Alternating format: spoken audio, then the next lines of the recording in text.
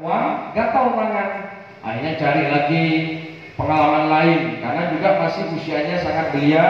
Waktu itu masih imut-imutnya juga, baru lulus sekolah. Akhirnya 2005 ada teman yang ngajak jualan kacamata. Nah, kacamatanya kacamata impor. Saya kira jual kacamatanya di toko atau saya pakai jas, pakai dasi, pakai sepatu, pakai seragam. Ternyata di luar ekspektasi saya. Jualannya saya di Semarang 3 bulan, di Bandung setahun. Bosnya orang Surabaya. Dan ternyata jualannya adalah bukan di toko, tapi di pinggir jalan raya, di Pantura, pakai meja kayu triplek, dikasih kacamata, kasih banner kacamata impor 10 ribuan. Mungkin pernah tahu jalan-jalan kacamata impor. Itu adalah salah satu pekerjaan yang saya lakukan dulu di tahun 2005. 10.000 laku satu dapat 1.000 rupiah, jauh-jauh ke Bandung. Tapi alhamdulillah bukan hanya dapat uang, dapat ilmu juga yang saya serap. Oh, ternyata orang berdagang itu seperti ini. Jadi belajar. Kalau saya cuma jual 1.000 rupiah ini, kapan saya bisa dapat uang banyak? Akhirnya dengan cara saya yang bagus-bagus saya simpan, yang biasa saya pajang. Kalau pembelinya naik motor, saya tawari yang di atas meja. Kalau pembelinya bawa mobil, baru saya tawari yang di bawah meja. Ada bos yang lebih mahal tapi harganya beda. Bagus bos, 200.000. Wah, dia lihat dan tawar-tawar 100.000 lah, deal. Oke, padahal 10.000 rupiah. Nah, disitu adalah cara pengalaman dalam berkomunikasi ternyata luar biasa. Karena penjualan saya bagus, saya ditarik oleh bos saya yang setahun mau dipindah ke Aceh. Karena saya juga anak tunggal, nggak punya saudara. Kasihan juga terlalu jauh dengan orang tua, akhirnya saya memutuskan resign. Akhirnya pulang 2006 ke Bondowoso. Nah, 2006 akhir saya pulang, saya bingung karena ada terbiasa pegang duit, sudah mulai belajar ngerokok, sudah mulai ada sedikit pengeluaran. Di situ juga bingung kerja apa nih. Akhirnya 2006 itu saya sembarang kerja. Ada orang jadi kuli bangunan, saya ikut. Ada tukang nyuruh cat, saya kerjakan. Alhamdulillah waktu itu dapat order ngecat keranda orang mati. Jadi di kuburan itu satu keranda 35.000 saya kerjakan. Dan alhamdulillah di 2006 itu ada salah satu toko pakaian di Bondowoso butuh tukang cat. Nah, karena saya juga bisa ngecat, akhirnya saya ngecat di tokonya. Satu toko itu dicat termasuk raknya. Nah, pas lagi kerja ngecat, kebetulan tokonya ramai. Nah, ramai dan karyawannya banyak yang gak kerja. Saya diminta tolong, Imam bisa tolong bantu untuk melayani dulu. Bisa bos, karena punya pengalaman jualan kacamata. Akhirnya saya bisa. Dan bos ini tertarik dengan cara kerja saya. Cocok, Imam kok bisa? Mau gak Imam jadi karyawan di toko ini? Boleh. Nanti kalau cocok jadi karyawan tetap. Oh, senang sekali saya. Gaji pertama 2006 akhir itu adalah 300.000. Satu bulan 300.000. Dari KP naik angkot itu 2.000. Alhamdulillah masih cukup lah. Jadi jam 8 pagi sampai jam 9 malam 300.000. Alhamdulillah 2006, 2007 karena ada pemasukan rutin, berani nih melamar anak orang 2007. Nah, mulai belajar nih, sudah mulai agak birahi sudah. Nah, karena di situ saya nikah, gaji dinaikkan bukan 300.000, 400.000. 2008, 2009 dianugerahi anak, gaji naik lagi ke 500.000. Terus berjalannya waktu naik 500.000. Terakhir 1 tahun sebelum berhenti saya dinaikkan 1 juta. Nah, 2006 sampai 2019 itu saya adalah seorang pelayan toko. Tidak ada basic mengenal yang namanya YouTube atau komputer. Nah, saya mengenal YouTube itu di tahun 2017-nya. Jadi 2017 itu adalah di mana benar-benar nihil, nol saya mengenal YouTube. Dan kenapa saya 2017 mengenal YouTube? Padahal posisinya masih kerja. Apakah gaji saya kurang? Kalau dari gaji sebenarnya cukup untuk biaya hidup saya. Nah, saya mengenal YouTube ini karena ada beberapa problem, terutama finansial. Jadi saya kebetulan waktu itu, bukan kebetulan, memang sengaja punya utang. Jadi saya punya utang sama bos saya itu kurang lebih 140 jutaan. Dan juga utang-utang di luaran termasuk di bank, di koperasi, di rentenir, itu pun juga banyak. Jadi 2017 mengenal YouTube ini, saya terjun ke YouTube bukan faktor keinginan, tetapi faktor kebutuhan. Jadi orang yang mau terjun ke dunia YouTube itu ada dua opsi. Opsi yang pertama karena keinginan, yang kedua karena kebutuhan. Kalau orang keinginan biasanya hanya sebatas ingin tahu. Setelah tahu atau belum tahu, dia malas sudah. Ketika tahu, oh ternyata susah ya main YouTube, dia tinggalkan aja. Tapi beda dengan faktor orang yang terjun ke YouTube karena kebutuhan. Sebelum berhasil, dia tidak akan pernah menyerah. Dan saya yakin orang lain bisa, saya pasti bisa. Nah, karena saya karena kebutuhan, saya waktu itu 2016-nya yang benar-benar menjadi titik terendah saya. Melihat hutang saya, melihat dengan income saya, melihat pengeluaran setiap bulannya itu bukan plus, minus yang ada setiap bulannya. Dan kalau mengingat hutang nominal dan jumlahnya, malas hidup, pengennya mati mengakhirinya. Karena serasa sudah sesak nafas dan kayaknya nggak mampu saya, nggak mampu untuk melunasinya. Dan saya pun yang biasanya pinjam sama teman, dikasih, ada sahabat yang awalnya ngasih pinjaman, sudah hilang semuanya. Bahkan saudara pun juga sama, nggak bisa ada yang bisa diandalkan. Memang benar di situ adalah ujian saya, atau mungkin teman-teman juga pernah mengalami ujian di mana titik terendah yang susahnya luar biasa, pengennya mati. Tapi di situ alhamdulillah, ketika kita benar-benar sudah mengakui atas kesalahan kita, mengakui ketidakmampuan kita, ada proses pertolongan dari Allah Subhanahu wa taala. Alhamdulillah di situ saya iseng-iseng. Nah, saya kalau bercerita tentang masalah finansial saya, utang saya itu dari mana? Kok bisa sebanyak itu? Karena saya termasuk orang yang salah di dalam pergaulan. Saya masuk ke zona hitam, saya dikenalkan dengan yang namanya perjudian, judi sabung, ayam, judi datu, judi jakjiki, togel. Waktu itu akhirnya banyak lautan. Nah, karena saya sudah mengakui semuanya kesalahan saya, Allah ngasih saya hadiah. Hadiahnya ilham cuman, yaitu iseng-iseng uang saya ini habis oleh internet, beli togel. Nah, akhirnya apa? Berarti internet ini juga bisa menghasilkan uang. Akhirnya saya ketik di Google, bukan cara menjadi YouTuber, bukan, tapi yang saya ketik cara mendapatkan uang dari internet. Jadi internet ini pasti bisa menghasilkan uang. Saya searching cara mendapatkan uang dari internet itu ada banyak pilihan. Yang pertama itu menjadi seorang blogger.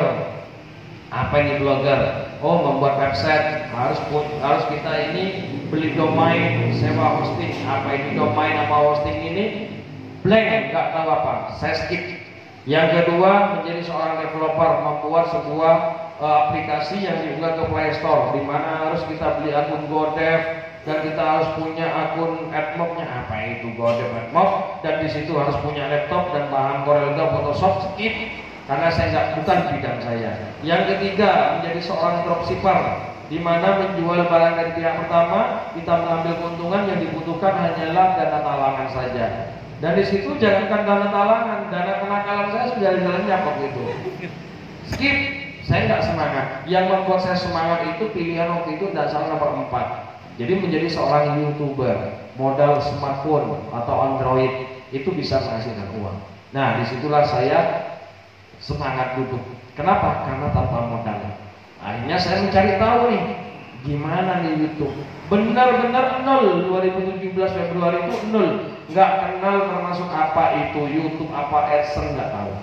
Karena saya cuma hanya dengan satu petunjuk, dengan jadi YouTuber itu bisa menghasilkan uang, maka saya terus berusaha mencari, coba buat Gmail, buat channel dengan tutorial-tutorial yang ada di YouTube sendiri dan bahkan dari website. Saya pelajari.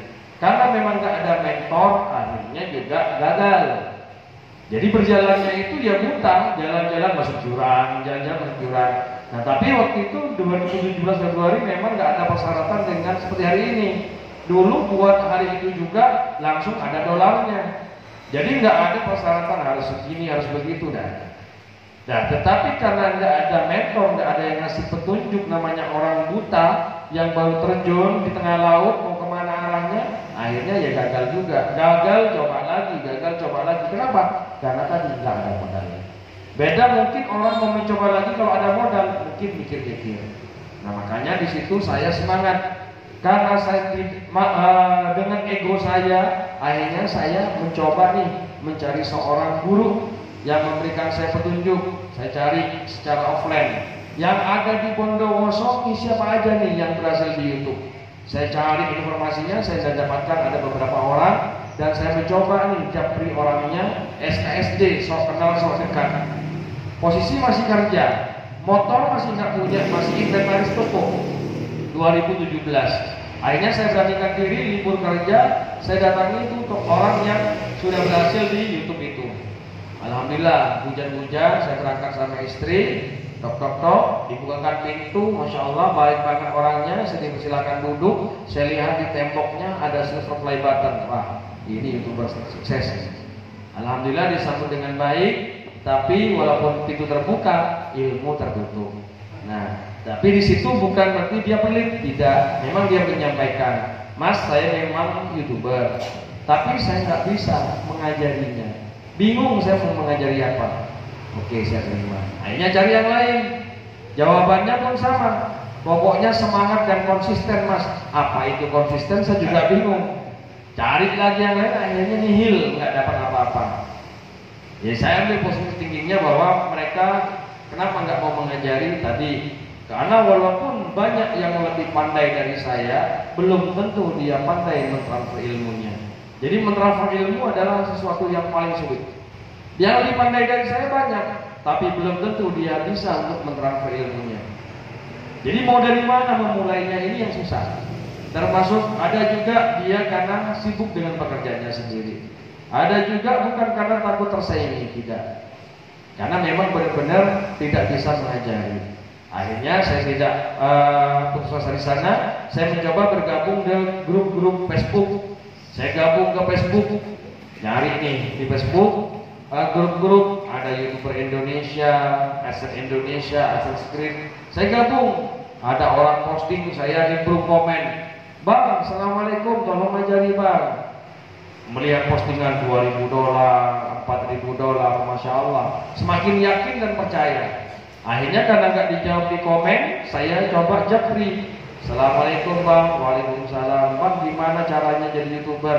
Cuma dibaca. Jadi gak dibalas. Saya maklumi. Terus japri lagi yang lain. Ada yang gak dibaca-baca. Ada yang dibaca langsung saya diblokir, itu juga ada.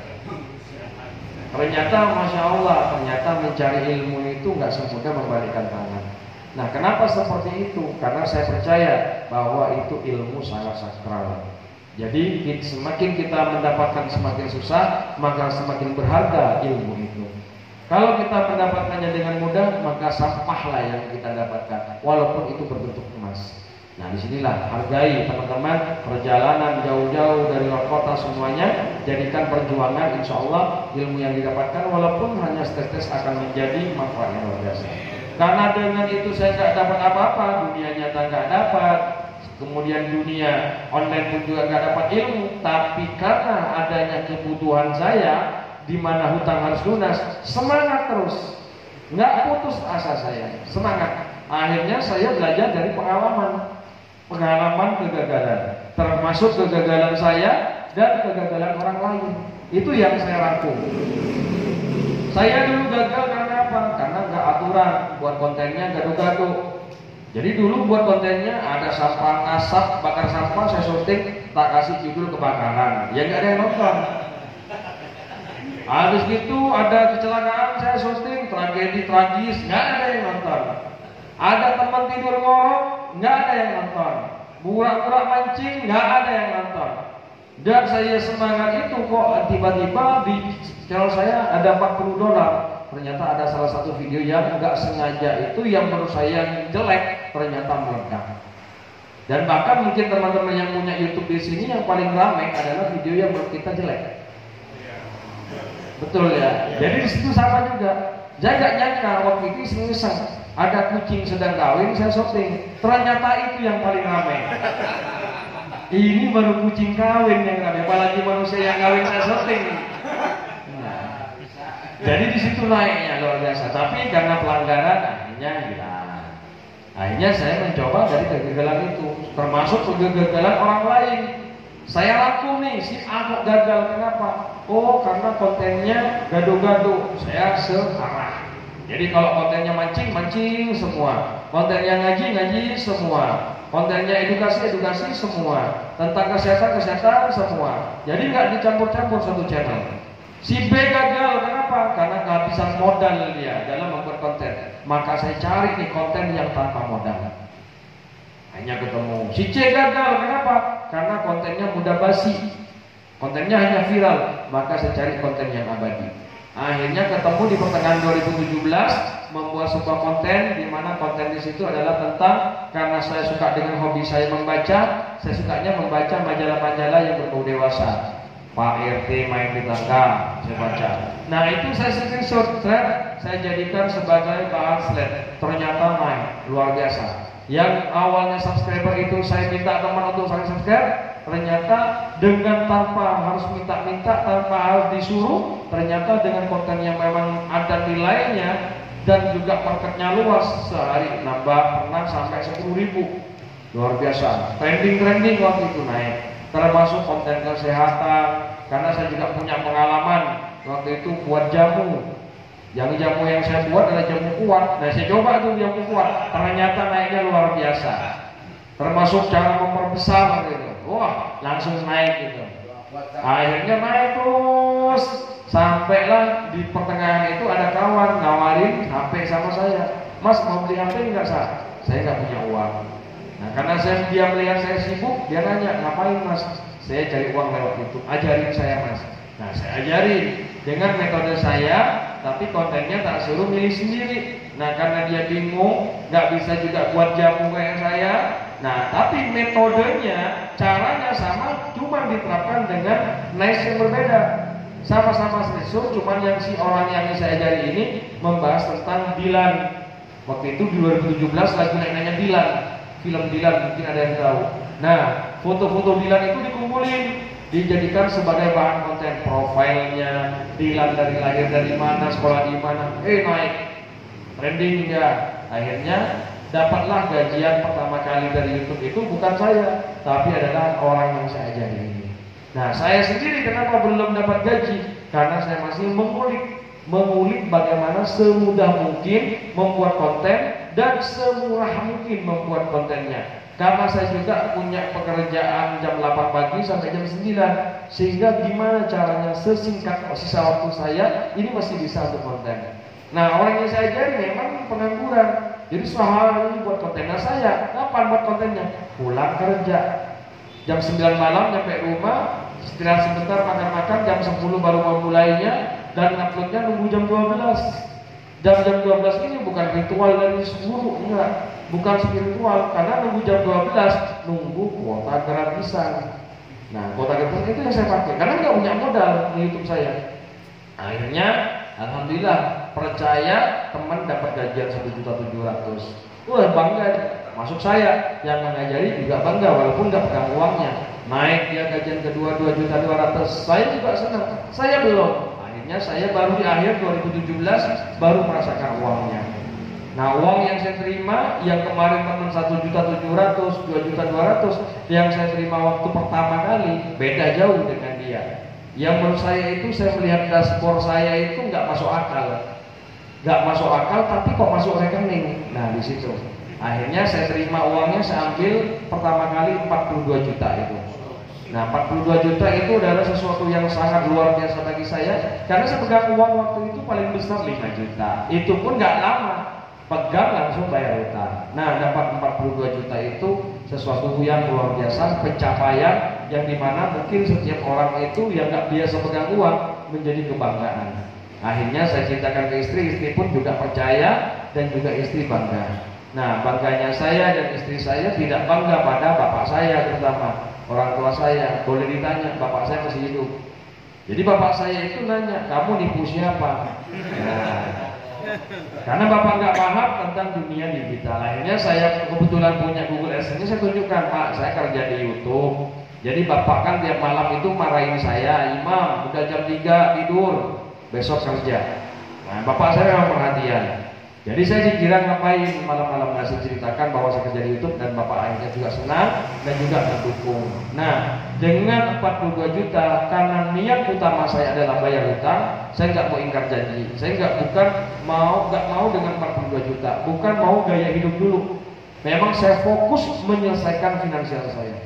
Sama pun juga teman-teman nanti suatu ketika mendapatkan rezeki melalui jalur YouTube, kalau bisa selesaikan finansialnya semuanya. Tapi kalau kita sudah selesai, insya Allah semakin enak hidupnya, tenang. Jadi saya ambil dari 42 juta, saya ambil 2 juta, 40 juta saya bawa ke tempat kerja, saya tunjukkan ke bos, saya bawa bukti rekening dan bukti ulasan, dan bos percaya dan juga senang. Dan alhamdulillahnya lagi, bos gak mau menerima uang itu. Imam kan lagi bangun rumah, selesaikan dulu aja rumahnya. Jadi nggak mau menerima. Akhirnya saya teruskan rumah saya, dikulitin temboknya, buat pagar. Masya Allah, saya, istri, bapak, bos saya senang. Tapi senangnya dari kita ini tidak senang pada tetangga saya. Imam itu karyawan toko, kok bisa kayak gitu, beli motor. Yang tuyul ya. Jadi benar, boleh tanya di kampung saya di tahun 2017 viral. Saya menjadi bahan omongan bahwa saya adalah pesugihan. Nah, cuman karena saya nggak terlalu serius saya abaikan aja. Karena yang ngomong banyak, tangan saya cuma 2, nggak mungkin nutup mulut mereka satu-satu, tutup telinga saja. Udah, saya fokus 2018 lanjut kerja. Malamnya nge-YouTube, kerja malamnya nge-YouTube. Jadi bukan alasan dengan kita punya pekerjaan lain nggak mungkin nge-YouTube. Karena di sini hanya orang-orang yang pandai beralasan aja. Kalau kita memang dengan niat serius dan memang benar-benar ini adalah kebutuhan untuk menyelesaikan, memang salah satu menyelesaikan masalah itu dari YouTube, maka saya juga ada kesempatan. Memang banyak yang pergi ke YouTube untuk menyelesaikan masalahnya. Ini nggak bisa. Jadi masalah ini, contohnya masalah finansial. Finansial ini ditutupi dengan uang. Nah, uang ini dari YouTube. Nah, kebanyakan beda. Jadi ada juga yang nanya kemarin ke saya terkait, Mas, saya lagi banyak hutang, lagi ada problem. Bisa nggak dengan YouTube ini saya lunas atau saya bebas dari hutang? Ya nggak begitu langsung. Karena saya sampaikan, memang kita ada masalah. Ya. Jadi ada masalah di sini. Ini misalkan aja hutang, ini diselesaikan adalah oleh uang. Nah, uang ini diselesaikan oleh yang namanya YouTube. Nah, ini adalah siklusnya, bukan masalah langsung YouTube yang menutupi masalahnya, nggak bisa. Jadi kita harus benar-benar dari uang. Nah, uang ini kita menjadi partner di YouTube. Nah, ini yang saya lakukan, saya terapkan. Alhamdulillah, karena saya juga masih sibuk dengan YouTube saya, dan malamnya saya juga kerja, paginya harus kerja, kadang sampai pagi tembus kerjanya, kadang telat kerja, kadang nggak masuk kerja. Nah, disitulah saya ambil keputusan di tahun 2019, karena saya fokus di YouTube 1 bulan itu setara gaji saya 2 tahun di toko. Akhirnya karena nggak enak sama bos, sering telat, sering nggak kerja, ngambillah keputusan saya resign. Jadi di tahun 2018 punya uang sudah terkumpul 80 juta waktu itu 2018-nya. Ternyata bos juga gak masih menerima. Katanya Imam pengen beli mobil. Akhirnya beli mobil lah saya. Jadi bos saya itu benar-benar masih mempertahankan saya, karena mungkin cara kerja yang cocok. Akhirnya saya beli mobil. Orang semakin panas, karyawan toko punya mobil lagi. Akhirnya terus karena saya resign, karena saya masih hutang, maka semua aset saya, mobil saya, tabungan saya serahkan ke bos untuk mengakhiri hutang saya, dan sisanya buat nutupin hutang-hutang ke teman-teman dan semuanya. 2019 April fix saya serahkan mobil, pulang dari tempat kerja naik ojek, nggak punya apa-apa, tapi merdeka, nggak punya hutang, sangat merdeka. Nggak punya apa-apa saya nggak masalah, tapi nggak punya hutang saya merdeka. Pulang dengan gembira, walaupun nggak dapat duit, senangnya luar biasa. Akhirnya disitulah saya belajar lagi, karena saya masih punya aset akun YouTube, saya teruskan YouTube saya. Alhamdulillah, yang awalnya tetangga kita menggibah dengan piara tuyul, sekarang berubah. Oh, ternyata imam ini bukan piara tuyul, korupsi ternyata. Nah, itu buktinya tidak kerja dipecat katanya. Padahal saya berhentinya dengan sendiri. Nah, jadi berubah, dan itu saya tidak menanggapinya karena memang itu adalah hukum alam. Kita yang berusaha, Tuhan yang menentukan, orang lain yang berkomentar. Ini sudah pasti ada hukum alam. Nah, gimana? Jangan ditanggapi. Cukup kita buktikan dengan kebenaran saja. Alhamdulillah 2019 karena saya sudah semakin fokus di YouTube siang malam. Nah, mulai banyak teman-teman Facebook saya waktu itu ingin belajar, datang 1 orang, 2 orang. Jadi kelas kita itu dari 2019, cuma nggak berbarengan. Kadang datangnya 2 orang, kadang datangnya 1 orang, kadang 4 orang. Nah, di situ mulai bergantian. Kadang seminggu, kadang juga bulan depannya ada lagi. Nah, berubah. Imam sekarang semenjak dipecat korupsi, imam jadi paranormal, banyak tamunya. Nah, jadi nggak ada gunanya. Akhirnya salah satu ditanya, ngapain ke rumahnya imam? Saya belajar YouTube. Nah, disitulah banyak orang yang paham. Karena yang dianggap menjadi YouTuber itu adalah orang yang pertama kali yang saya ajari tadi. Jangan ikut imam itu loh, belajar YouTube sama itu. Padahal orang ini adalah salah satu didikan saya, dan dia tidak bisa mengajari. Akhirnya banyak yang mau belajar diarahkan ke saya. Disitulah banyak yang awalnya ngomongin saya, duduk, Dek, tolong ya, mohon maaf saya ini salah berprasangka. Tolong ajari anak saya, tolong adik saya, tolong ajari saya. Saya ajari mereka. Saya tidak mengingat tentang ocehan-ocehan atau ingin balas dendam, nggak ada. Jadi terus saya ajari aja. Alhamdulillah dari beberapa teman-teman yang serius dan tidak, mereka mulai naik, dan alhamdulillah sampai 2020, 2021 karena adanya COVID. Nah, disitulah muncul yang namanya kampung YouTuber, di mana waktu itu orang sedang bingung dengan ekonominya, yang sulit dengan ekonomi untuk sibuk dengan mempertahankan hidup. Nah, di kampung kita ini bukan sibuk ke sana, beli mobil lah. Nah, jadi menjadi sorotan. Di sana itu apa? Nah, akhirnya muncullah, oh, kampung YouTuber katanya. Itu adalah nama dari sebutan warga dulu. Akhirnya saya punya inisiatif, oh, kampung YouTuber. Oh iya, ada kampung blogger. Saya tak buat nama kampung YouTuber. Nah, alhamdulillah saya punya keyakinan suatu saat pasti nama kampung YouTuber viral. Ya cuma berdoa aja viral. Alhamdulillah 2021 di bulan Agustus ada salah satu wartawan antara News datang, dia terbitkan di koran nasional aja Jawa Timur. Ternyata ada salah satu wartawan RCTI yang melihat berita saya cocok. Datanglah ke rumah RCTI, syuting, diunggah, besoknya viral naik. Akhirnya meledaklah ke beberapa stasiun televisi pada datang. Ada Trans 7, Metro TV, TV One, ada JTV datang. Yang dimana saya nggak pernah kepikiran gimana mau masuk TV. Ternyata kok saya sekarang masuk TV, muncul berita di mana-mana. Dari TV One, Metro TV, di Zoom, datang lagi dari beberapa stasiun televisi di Indonesia. Itu masih saya paling ingat yang nggak datang dan nggak ngeliput sampai hari ini pun satu, Indosiar. Kalau TVRI bahkan 5 hari di sini mau syuting kita, Indosiar yang nggak datang. Mungkin karena bukan azab jadi saya nggak diliput. Nah, di situ termasuk juga diundang ke salah satu acara favorit di Kick Andy juga. Kemudian juga kita datang lagi kemarin terakhir kalau tidak salah ada Gus Buda juga. Mas Buda ini salah satu artis juga. Jadi kita diliput dari TV mana, Singapura ya.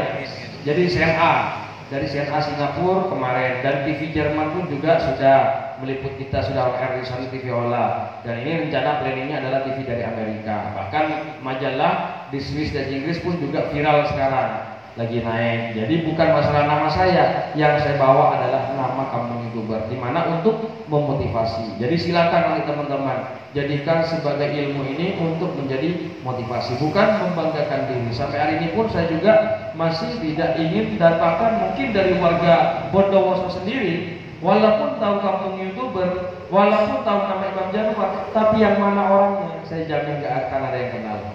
Karena saya tidak ingin terkenal di kota saya sendiri. Saya inginnya terkenalnya itu hanya manfaatnya. Jadi bukan membranding saya sendiri. Nah disitulah alhamdulillah karena banyak yang undang ngajar di salah satu instansi, di OJK, di Telkom, bahkan nggak pernah kuliah, jadi guru dosen, ngajar di Poltek, jadi dosen, kemudian juga di SMA, bahkan dijadikan kurikulum juga saya ngajar.